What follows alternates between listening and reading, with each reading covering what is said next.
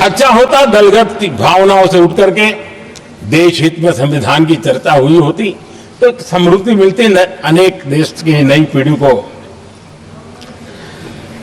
आदरणीय सभापति जी, मैं तो संविधान के प्रति विशेष आदर का भाव व्यक्त करना चाहता हूं कि संविधान की भावना थी कि मेरे जैसे अनेक लोग जो यहां पहुंच नहीं पाते, ये संविधान था जिसके कारण हम पहुंच पाए। क्योंकि हमारा कोई बैकग्राउंड नहीं था, हम यहां तक कैसे आते? ये संविधान का सामर्थ्य था, जनता जनार्दन के आशीर्वाद थे। इतना बड़ा दायित्व, और मेरे जैसे बहुत लोग यहां भी जिनका ऐसा कोई बैकग्राउंड नहीं है, यही एक सामान्य परिवार से आए हैं और आज संविधान ने हमें यहां तक पहुंचाया है। और ये भी कितना बड़ा सौभाग्य है कि हमें देश ने इतना स्नेह दिया, एक बार नहीं, दो बार नहीं, 3 बार। ये हमारे संविधान के बिना संभव नहीं था। आदरणीय सभापति जी,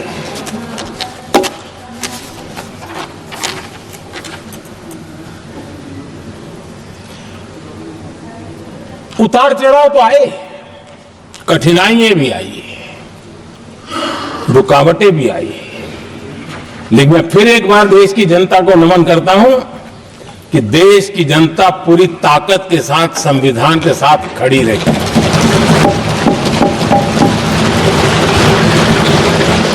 आदरणीय सभापति जी, मैं आज यहां किसी की व्यक्तिगत आलोचना करना नहीं चाहता हूं, लेकिन तथ्यों को देश के सामने रखना जरूरी है और इसलिए मैं तथ्यों को रखना चाहता हूं। कांग्रेस के एक परिवार ने संविधान को चोट पहुंचाने में कोई कोर कसर नहीं छोड़ी है।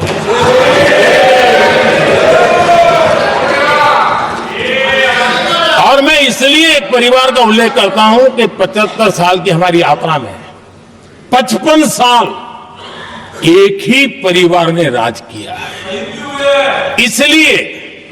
इसलिए देश को क्या क्या हुआ है ये जानने का अधिकार है। और इस परिवार के कुविचार, कुरीति, कुनीति, इसकी परंपरा निरंतर चल रही है। हर स्तर पर इस परिवार ने संविधान को चुनौती दी। आदरणीय सभापति जी, 1947 टू 1952 इस देश में इलेक्टेड गवर्नमेंट नहीं थी।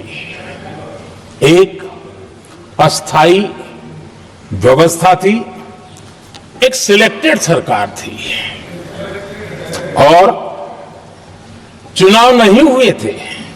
और जब तक चुनाव न हो तब तक एक इंटरिम व्यवस्था के रूप में कोई खाका खड़ा करना चाहिए, किया गया था। 1952 के पहले राज्यसभा का भी गठन नहीं हुआ था, राज्यों में भी कोई चुनाव नहीं थे, जनता का कोई आदेश नहीं था। उसके बावजूद भी, और अभी तो संविधान निर्माताओं ने इतना मंथन करके संविधान बनाया था। 1951 में जबकि चुनी हुई सरकार नहीं थी, उन्होंने ऑर्डिनेंस करके संविधान को बदला और किया क्या? अभिव्यक्ति की आजादी पर हमला कर दिया गया।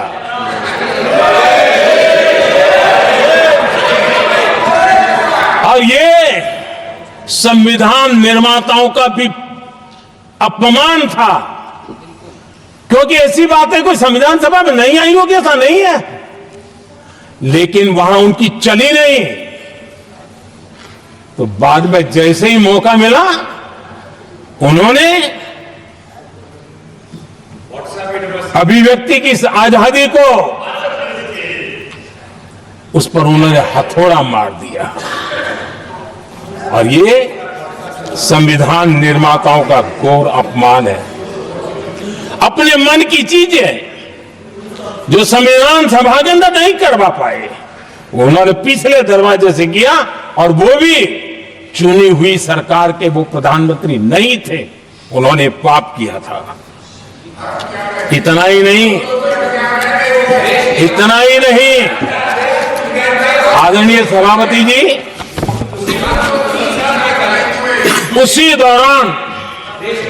दौरान उस समय के प्रधानमंत्री पंडित नेहरू जी ने मुख्यमंत्रियों को एक चिट्ठी लिखी थी। उस चिट्ठी में उन्होंने लिखा था, नेहरू जी लिखते हैं, अगर संविधान हमारे, आगे नेहरू जी लिखते हैं,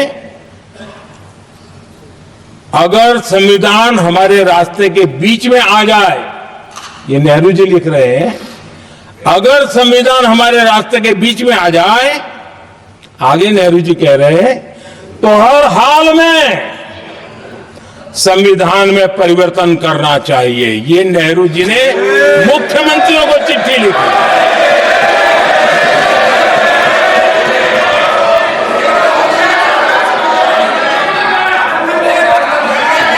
और आदरणीय सभापति जी, ये भी देखिए, 1951 में ये पाप किया गया, लेकिन देश चुप नहीं था। उस समय राष्ट्रपति डॉक्टर राजेंद्र प्रसाद जी ने चेताया, ये गलत हो रहा है। उस समय स्पीकर पद पर बैठे हुए हमारे स्पीकर महोदय ने भी पंडित जी को कहा, गलत कर रहे हो। इतना ही नहीं, आचार्य कृपलानी जी, जयप्रकाश नारायण जैसे महान कांग्रेसी लोगों ने भी पंडित नेहरू ने कहा कि ये रोको, लेकिन पंडित जी का अपना संविधान चलता था और इसलिए उन्होंने इतने वरिष्ठ महानुभावों की सलाह मानी नहीं और उसे भी उन्होंने दरकिनार कर दिया। और आदरणीय सभापति जी, ये संविधान संशोधन करने का ऐसा खून कांग्रेस के मुंह लग गया कि समय समय पर वो संविधान का शिकार करती रही। ये खून मुंह पे लग गया। इतना ही नहीं, संविधान के स्पिरिट को लहू लहान करती रही।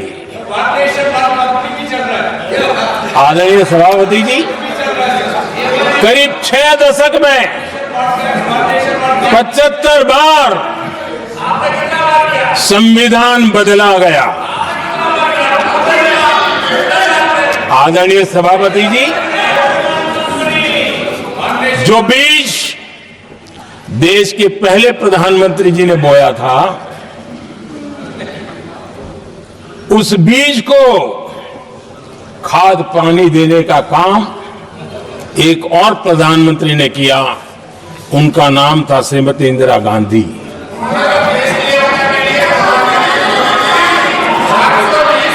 जो पाप पहले प्रधानमंत्री करके गए और जो खून लग गया था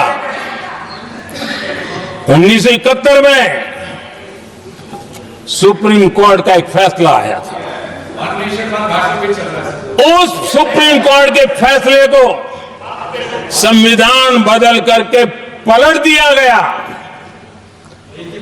और 71 में ये संविधान संशोधन किया गया था। और क्या था, उन्होंने हमारे देश की अदालत के पंख काट दिए थे। और यहां पर तो किया था कि संसद संविधान के किसी